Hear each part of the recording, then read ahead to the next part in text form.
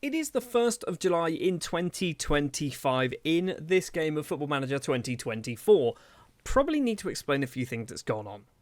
As you have probably noticed, we are in charge of Queen's Park Rangers. In Season 1, we were not the manager of QPR. They did finish 20th place in the table. We have not done anything to this database. This is not an updated database. This is literally the base game database plus the usual sort of occasional updates that they have done. We have gone through 2 full seasons and QPR are still in the championship. They finished 20th, they finished 19th last season. Our job in charge of Queen's Park Rangers between now and I assume when FM26 comes out is to get them back to the promised land, back to the Premier League. Now, I am not a Queen's Park Rangers fan, so I don't know what of these transfers are real transfers, what of these transfers have happened in-game, in the in-game universe. I assume quite a lot of them have happened in the in-game universe. So, for example, we've got Bogard and Kwanzaa. Quite clearly, these are... I say quite clearly these are real. I don't know if this one's a real one. Obviously, he's at Liverpool in-game at the moment. Real life, he's obviously moved on. We have sold a few players. So Reggie Cannon for £3.3 million went to Orlando City in Season 1. We've also sold Sinclair Armstrong to Luton for 3.7. I feel like that's the one that's actually happened. I'm not quite sure. And Kenneth Powell has gone to Middlesbrough. Also, in the following season, these are obviously ones that just happened in the world of Football Manager. We've got a lot of people coming in to the club. Some of the, I guess, bigger names. Seamus Coleman is one of them at 36 now, still at the club. He is technically the club captain, did play 1 season, still has another season as well to go. We've also got, I feel like this guy looks pretty good. I don't know, he's only 20. Probably one for the future. Cameron Reid is coming from Tamworth. He is utter garbage. Why did anyone pay for him? I mean, he was a free, so they didn't technically pay for him. We've got Noah Kenner, who on one of the previous Football Managers actually had a whole load of potential, was actually really good as a prospect. Probably not so much on this one. We've got this guy here. Looks reasonable. Formerly of Fulham, that spent some time out on loan at Gorica in Croatia, if I'm not mistaken. We've got a 28-year-old goalkeeper from Turkey, Mohamed Şengizar, might be his name. He's currently in real life at Başakşehir, maybe at QPR, not quite sure, probably not. Some of the bigger names leaving, I say bigger names, I don't really know if these are big names or they've just kind of got themselves a bit of a fee. So Taylor Richards has gone to Derby for £1.2 million, and that's kind of it. A few people leaving on frees. So Salomon going to Tunbridge. We've got Jimmy Dunn going to Sheffield Wednesday. We've got Saki, McGregor all going out to various clubs, and Marcel McIntosh going for a permanent deal to AFC Wimbledon. But we're not done there. There is one big transfer which has kind of drawn me to QPR, and that is Elias Chair has moved on from Queen's Park Rangers to Ipswich Town for nearly £10 million. That is a lot of money for a team at the wrong end of the championship. We've got £9.4 million worth of transfer budget to spend.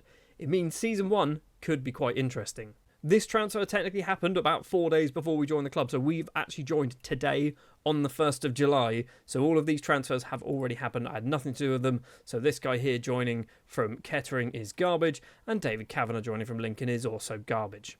When it comes to tactics, this is kind of what I'm thinking of playing.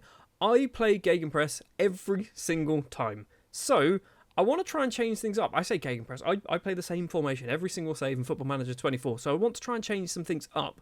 And this is what I want to go with, a 3 at the back formation. This is what I'm sort of looking into.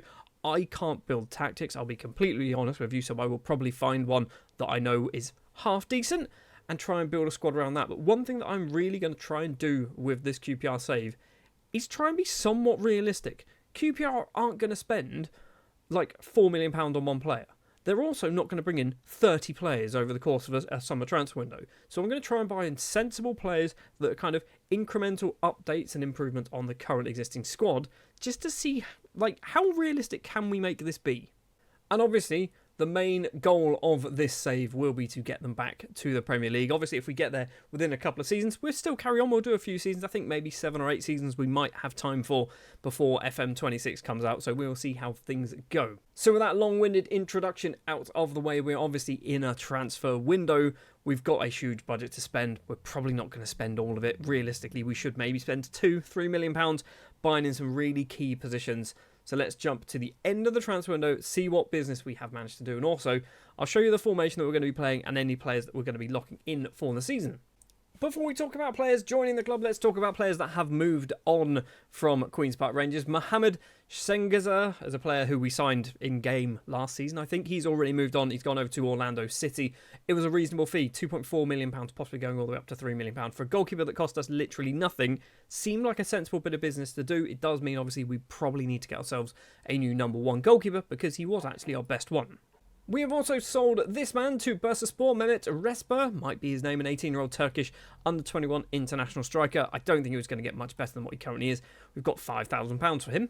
And for £20,000, we've also sold another goalkeeper to Newcastle because they clearly needed somebody who was homegrown. Jordan Archer has moved on because basically we were not going to play him because we've got ourselves a new number one.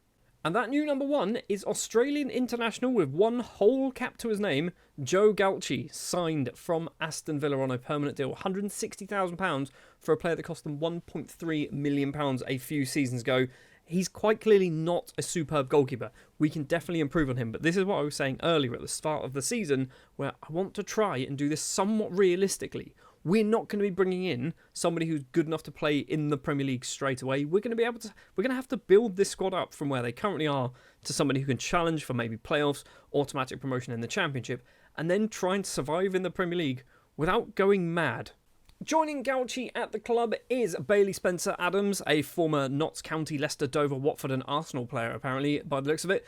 Dover was on loan. He's come in on a free transfer. He's a bit of a squad player, getting paid not a huge amount of money for in the general grand scheme of things for our club. I don't see him playing a lot of football, but he's a good option, still only young as well. I think technically does count as homegrown because he's English and all that jazz. So I think this is a reasonable signing to do. We do have 9 players joining the club in total, which is arguably a little bit too many, but I think we'll go with it for now. Another central defender to join is Reece Bennett, a 21-year-old former Manchester United youngster. I guess he spent the season out on loan at Stockport and never played. He's come in on a free transfer. Definitely one for the future. Probably not going to be playing a huge amount, but he has already had 2 appearances off the bench in the Carabao Cup. Another goalkeeper to join the club is Ted Kurd, the former #United loanee. Goalkeeper has signed on a permanent deal from Chelsea after his contract expired. Did spend last season out on loan playing for Doncaster in League One, so this is a bit of a step up. He's going to be sat in our under-21s, but he's also going to be probably our third choice goalkeeper as well. We've also loaned in youngster Lewis Payne from Southampton until the end of the season. He's probably not going to play a lot of football, but we don't really have a huge amount of depth at right back, and I thought we can get someone in for basically nothing for a season. It should be fine. We can kind of ride that wave. Next year, maybe we need to look at strengthening in our right back position. We also needed to strengthen in left back, and we've headed over to fellow London side Millwall to sign Joe Bryan, the 31-year-old English left back, signed for £175,000. I think that's a decent signing for a player that cost £6 million, 8 years ago, 7 years ago, something like that. We've got him for £175,000. He's only got a year or 2 left in him, but that's fine. That's probably all we need. Also, his mental numbers are literally all 12. That's just ridiculous. Moving up in value, we have signed Adamola Ola Adebomi, might be his name, from Crystal Palace for £925,000. We needed to get ourselves a pretty good striker in my eyes, so Ola Adebomi was that man. He's definitely one for the future. He's only 21, 3-star current ability, 5-star potential, so there is room to grow here. I wanted him in because he's quite good as a pressing forward, and I don't think we had too many players who are able to do that at the club at the moment. 2 more players to go, and I think these are probably the best 2 signings that we have managed to do. Semi Ajayi has signed on a free transfer. The central defender, Nigerian international with 25 caps to his name, formerly of West Brom, 190 league appearances for West Brom. Obviously, some of them coming in the Premier League, has joined on a free transfer, which I think this is a great signing. Again, much like Joe Bryan, maybe 1 or 2 seasons in Ajayi, but that might be all we need him for. And this one was too expensive. I might have got a little bit carried away with the money that was in our bank, and we have signed 25-year-old Welsh under-21 or former under-21 international Brandon Cooper from Leyton Orient, but this was kind of my marquee signing, which is kind of ridiculous because I don't think he's a marquee signing at all. He's cost 1.6 million, possibly going to 1.9 million pounds. It's steep, okay? It's very steep, but I think we've got ourselves a very good centre-back. If you partner him up as well with Ajayi, we've got Clark Salter as well. We've got 3 very good central defenders. Morgan Fox, who's already at the club as well. He's a decent central defender, but he will be leaving because he doesn't want to sign a new contract. So I think it was still a sensible bit of business to do, probably too expensive. And that is all of our transfer business. We have loaned out some people as well, so we can see those names there going out on various loan deals to various clubs around England by the looks of it. And this is the formation that we are going to be going for. It is a tiki-taka formation, apparently. It is a nap formation.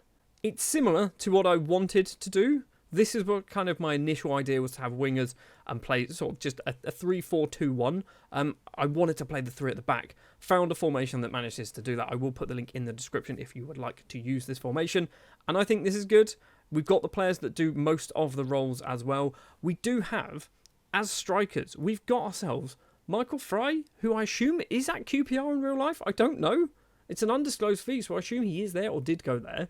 So he's obviously very good. We've got our new signing as well with Ola Adam Bommy. And I think we've also got, is it Lyndon Dykes is here? Yeah, Lyndon Dykes is also here. Again, not a terrible striker. Does have 10 finishing. Probably want to be selling you soon. So what I've done here, by the way, is I've just done pick best 11. And this is technically our best 11 on paper. So Gauchi in goal, Ajayi, Clark-Salter and Fox as our 3 central defenders. But we also have Cooper as well, who can come in. We've got Coleman and Weir. Also Coleman and Brian, as our wing backs. We've got Weir and Field. Field is ridiculously good. For a 27-year-old Englishman, he's really, really good. I like the look of him. I think Weir's good as well. Yeah, Jensen Weir's actually really good as well. So we've got 2 really good defensive midfielders in our club. We've also got Scott Wright on the right-hand side. Chris Willock on that left-hand side as well. And then leading the line is Michael Frey. But we do have, obviously, we've got the options to do things like this. We can put in that guy there. So we've got some options to move people around. We've got a very big squad as well. Probably too big a squad. We have also kick-started our season, and it has not gone particularly well. We have made it through the Carabao Cup first and second rounds on penalties, beating Notts County and beating Leyton Orient, which is not really that inspiring, is it? And in the Championship, we kicked off with a 0-0 draw against Watford. We did beat Middlesbrough. We did also, I didn't want to click it, did I? We did also beat Birmingham, so we've picked up 7 points so far, but defeat against Millwall, Norwich and Wolves. Not necessarily the best start, but if we can finish around mid-table in Season 1, that's going to be pretty good.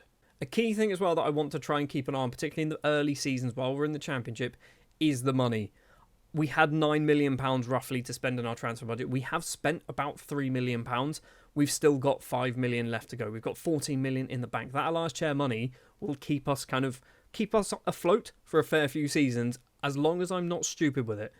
I do have the tendency to be stupid with money though in Football Manager. Anyway, the next thing we're going to do then is to jump to the end of Season 1. We're not going to be doing January transfer windows. We're not going to be selling anybody in January. So we're just going to jump straight to the end of the season and see how well we get on. First of all, we're going to take a look at the Carabao Cup. We'll also take a look at the FA Cup and obviously the Championship. So in the Carabao Cup, we managed to get past Notts County in the first round on penalties. Against Leyton Orient in the second round, we got past those on penalties. In the third round, we got past Newcastle on penalties. In the fourth round, we got past Sunderland somehow. We got to the quarterfinal and got absolutely smashed by Arsenal, but somehow we had a ridiculously good cup run and knocked out both Newcastle and Sunderland in the same cup run. If Newcastle beat us, that would have been a Newcastle-Sunderland derby in the quarterfinal. Or the fourth round, sorry. But yeah, you know what? Little old QPR's kind of ruined that. In the FA Cup, we entered at the third round, which I'm not sure that should be right. I feel like we should have entered at maybe the second round. Or is it all Championship sides coming at the third round now? Anyway, we got Blackburn. We lost to Blackburn. We didn't go very far in the FA Cup at all, did we? But in the Championship, we managed to finish in 8th place, just 1 point off the playoffs, which I'm kind of okay with. Southampton win the league, Norwich go up automatically, and Sunderland are the other team to go up via the playoffs. But finishing 8th place in the table is very good. 16 defeats, not so good. Some kind of big ones there, but it looks like a 5-1 defeat as well against Cardiff is not a good one. But also some very good wins. Just taking a look at our squad. So we've only got 3 players who've actually scored double figures, but we've also got a few players who've got a few goals. So Jensen Weir, let's have a look at you. You've got 5 goals, 9 assists from defensive midfield. So a pretty good season for Weir. We've got Lyndon Dykes, 7 starts, 18 off the bench, 7 goals. He's out of contract at the end of the season. Probably not going to renew it. Rafferty Pedder is a player that I genuinely tried to sell in the summer because I looked and went, he's not very good. He's played a lot of football for us. I don't know why. He's played 22 matches starting, 3 off the bench, 7 league goals, 9 in all competitions, a couple of assists as well. He's worked his way into first of all, not being sold, and secondly, he might even get himself a new contract soon. Although I'm not convinced he's going to get any better than this, and he is pretty poor. From the left wing, we've got ourselves a double-double with Chris Willock getting 12 goals and 11 assists. I think he's done a lot better than I thought he would have done. I love the fact that his value is like around £5 million. Because if someone comes in for £5 million for Chris Willock, I will take that money, because that money can be better used on a £1-2 million left winger.